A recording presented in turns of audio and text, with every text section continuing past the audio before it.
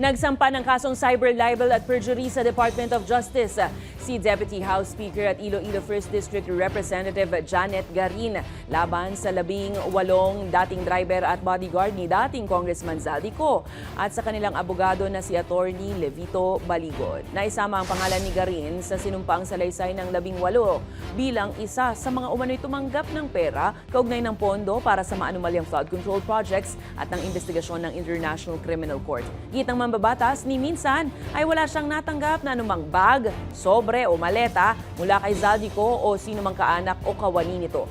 Bago si Garin, nagsampa na rin ng magkakahiwalay na reklamo laban sa 18 individual at kay Baligod, sina ML Party List Representative Leila de Lima, dating Senator Antonio Trillanes at Bucor Director General Pio Gregorio Catapang Jr.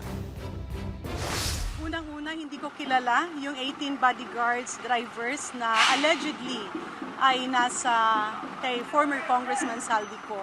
Wala akong kilala sa kanilang lahat. Ang kilala ko lang ay si former Congressman Mike Defensor and of course kilala ko rin si Attorney Baligod dahil sa politika namin sa Leyte, kalaban niya yung aking pamilya.